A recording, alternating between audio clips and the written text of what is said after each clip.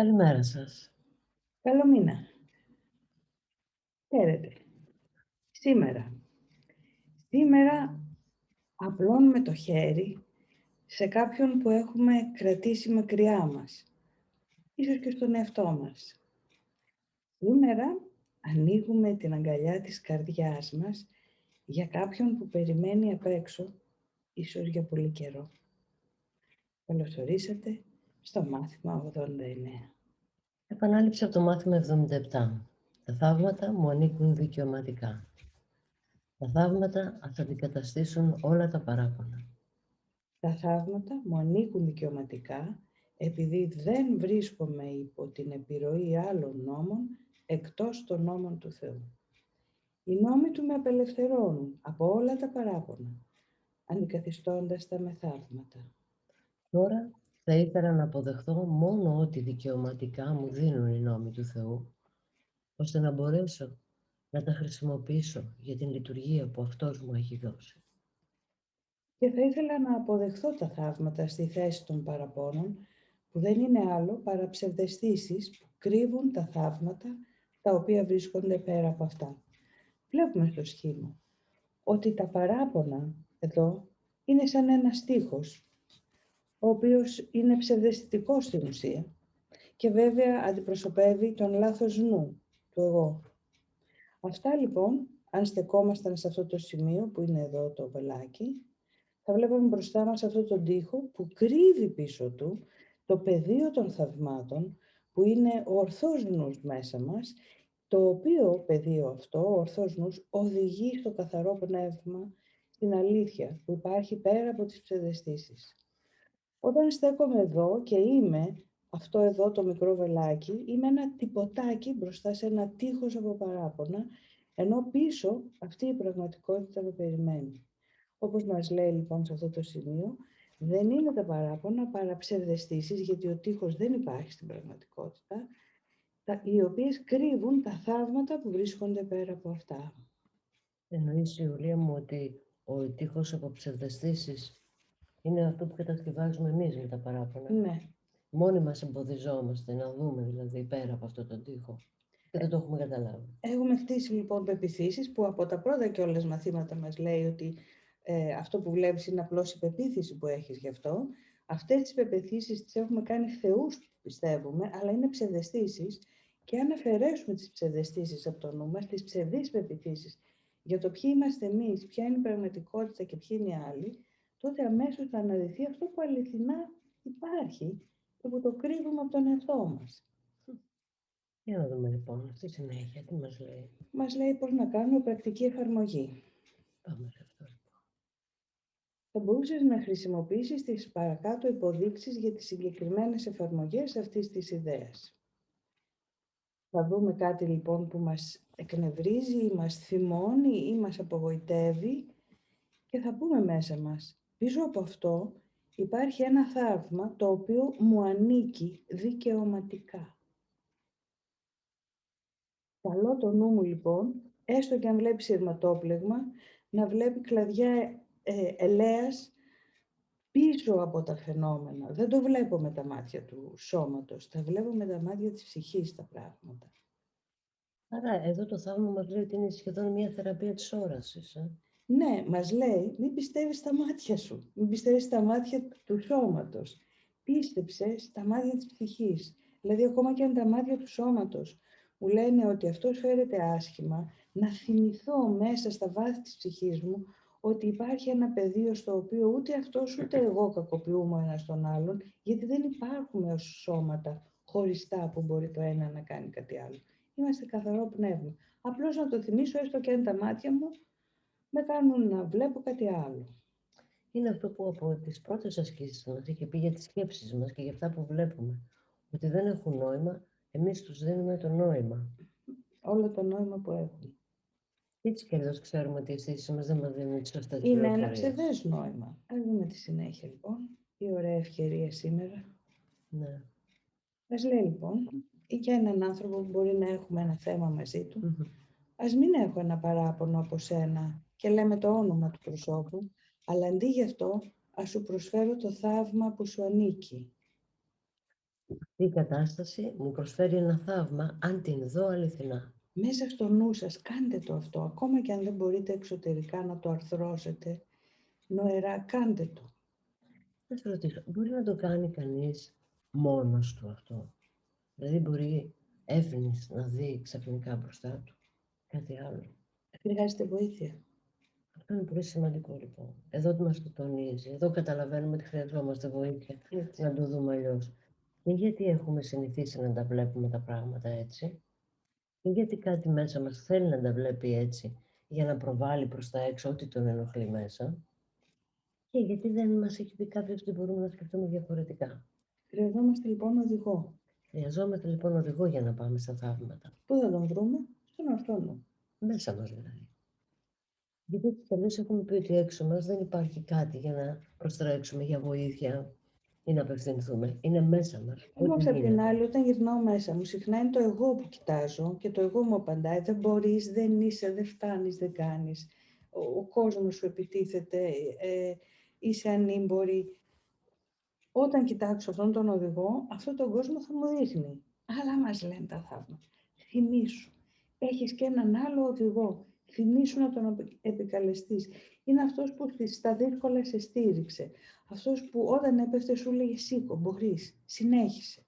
Υπάρχει αυτό το κομμάτι μέσα μας και είναι ζωντανό και περιμένει ανυπόμονα, μας λέει μέσα στα θαύματα, να καλέσουμε τη βοήθειά του για να έρθει την ίδια στιγμή.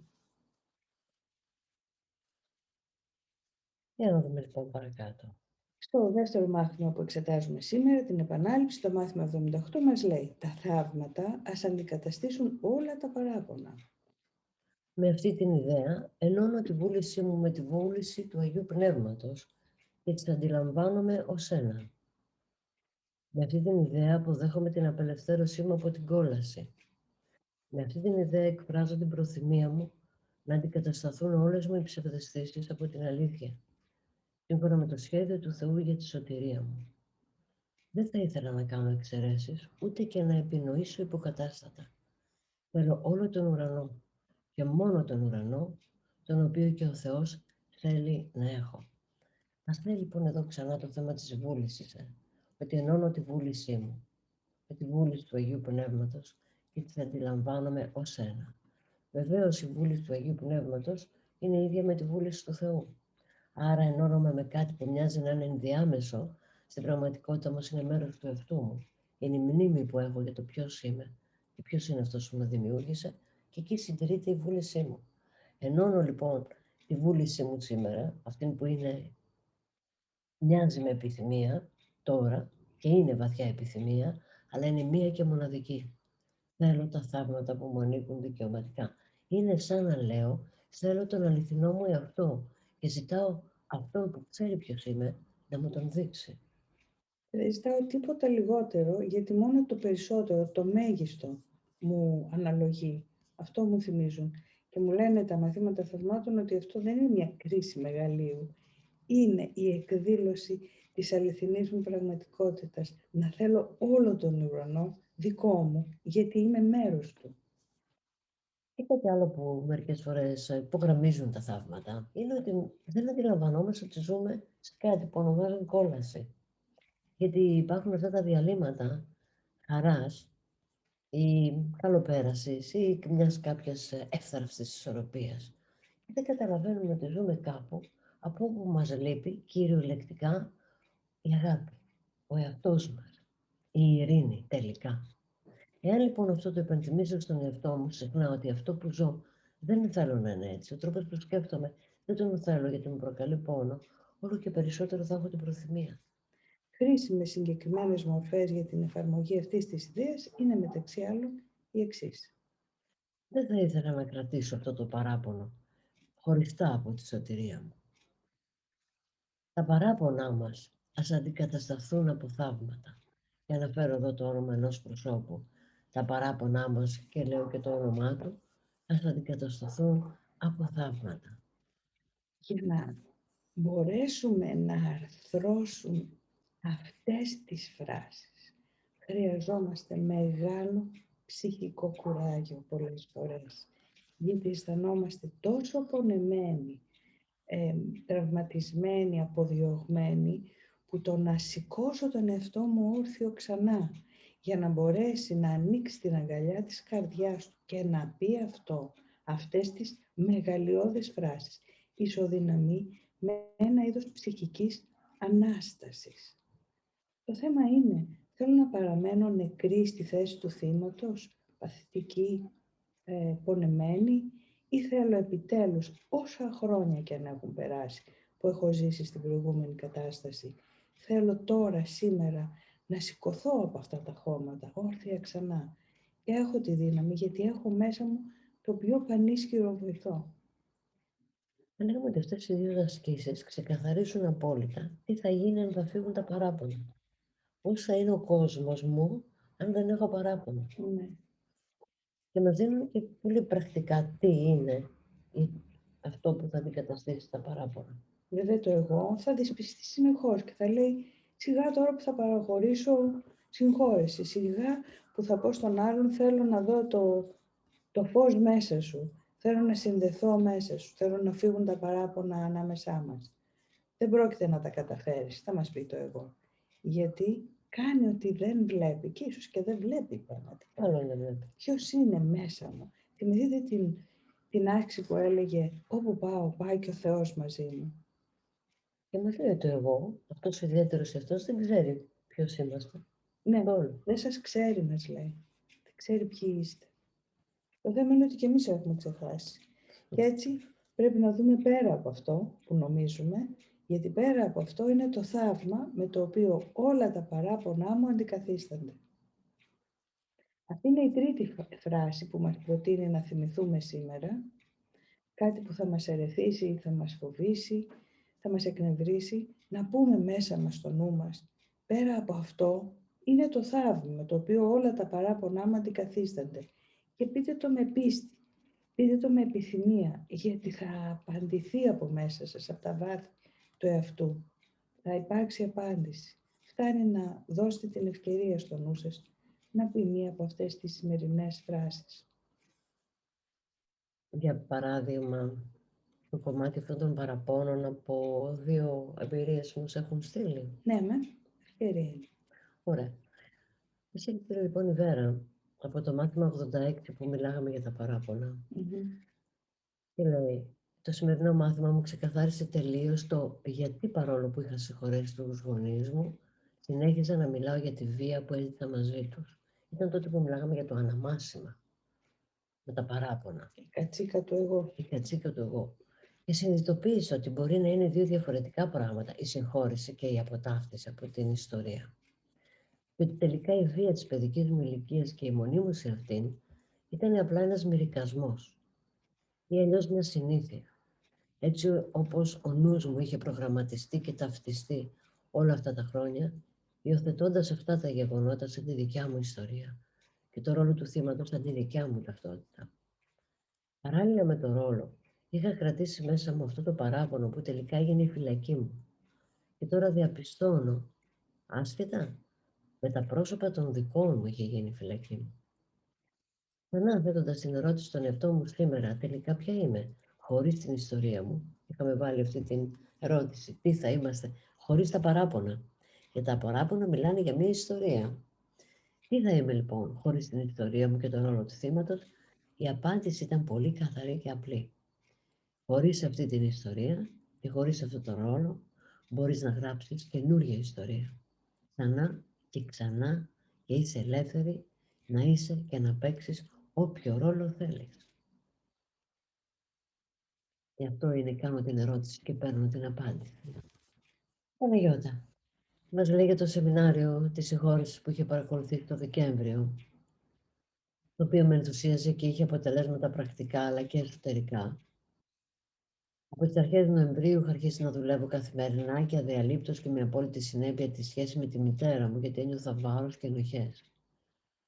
Και μετά το σεμινάριο συνέχισα να είτε καθημερινά. Αλλά πρόσθεσα και τους διαλογισμούς που κάναμε μαζί στο σεμινάριο, όπως τους θυμόμουν. Όλο αυτό το διάστημα δεν φαινόταν να υπάρχει κάποια αισθητή βελτίωση. Αλλά τέλος Ιανουαρίου, πραγματικά, σαν να λύθηκε κάτι και σαν να μην υπήρξε ποτέ πρόβλημα. Και συνεχίζω αυτούς τους υπέροχους διαλογισμούς, όπως τους θυμάμαι πολύ τακτικά, που πραγματικά με μεταφέρουν σε πολύ ψηλή δόνηση, που τη απολαμβάνουν σε τίποτα. Και τελικά μας γράφει ότι νιώθω ότι βρίσκομαι σε μια βαθιά επαφή με το Θείο, η δίψα του οποίου με ακολουθεί εδώ και 30 χρόνια. Έτσι είναι. Αυτό που μας έχει φέρει μαζί εδώ, σε αυτά τα πρωινά που μοιραζόμαστε, είναι κάτι που διψάει μέσα μας. Δεν είναι κάτι που κινήθηκε στις αρχές Δεκεμβρίου που ξεκινήσαμε αυτή τη διαδρομή. Είναι κάτι που υπάρχει στην καρδιά μας και χτυπάει μαζί της εδώ και χρόνια. Έχουμε μία ερώτηση εδώ. Οι νόμοι του κόσμου μας απορρέουν από τον νόμο του Θεού? Οι 10 εντολές είναι θεϊκοί νόμοι? Ρόρι, χθες είχαμε πει ότι οι νόμοι αυτού του κόσμου είναι οι νόμοι του χάους. Οι νόμοι που βασιλεύουν μέσα στα εγώ, οι νόμοι με τους οποίους κινούνται τα εγώ μας, οι ιδιαίτεροι αυτοί μας, δεν είναι θεϊκοί νόμοι. Είναι νόμοι που φτιάξαμε εμείς. Και ονομάζονται νόμοι του χάους, γιατί είναι χαοτικοί. Γι' αυτό και δώσαμε χθες και το link για να δείτε, να μπορέσετε να διαβάσετε λίγο και να δείτε πώς αυτοί οι νόμοι κάνουν υποκατάστατα της αγάπης. Πώς λένε ότι η αλήθεια βεβαίως και υπάρχει, αλλά είναι ατομική, δεν υπάρχει μια γενική αλήθεια. Είναι νόμοι οι οποίοι, ενώ θεωρείται ότι βάζουν μια τάξη, κάνουν ακριβώς το αντίθετο. Δημιουργούν άγχος και φόβο. Σχετικά με τις 10 εντολές, ας θυμηθούμε τι είχε πει ο Ιησούς στην Καινή Διαθήκη. Είπε, δεν ήρθα να καταργήσω τον νόμο, ήρθα να τον συμπληρώσω. Άρα, οι 10 εντολές που είναι, θα λέγαμε, ένας τρόπος για να μπορούν να συμβιούν οι άνθρωποι μέσα στο όνειρο όσο γίνεται με περισσότερη ειρήνη, ας το πούμε έτσι, με κάποιους κανόνες και κάποιες αρχές, δεν είναι αληθινοί νόμοι, γιατί αφορούν το όνειρο, στο όνειρο. Ενώ ο αληθινός νόμος που δεν είναι νόμος, είναι η φύση μας, είναι αυτός που πρότεινε ο Ιησούς, ένας και μοναδικός. Αγαπάτε αλλήλους. Όπως εγώ σας αγάπησα. Ωραία. Και μια άλλη ερώτηση, αν μπορούμε να συγχωρέσουμε και να αποσυρθούμε από τη σχέση. Κοίτα Βασιλική, όταν φτάνουμε να συγχωρέσουμε, αποσυρώμαστε από την σχέση με τα παράπονα. Και στην πραγματικότητα μπαίνουμε σε μια άλλη σχέση που λέγεται Άγια, που είναι Άγια, γιατί δεν υπάρχει πια επίθεση. Όταν κανείς όντως έχει κάνει αυτή τη συγχώρεση, νιώθει ότι έχει μπει σε ένα άλλο είδος σχέσης.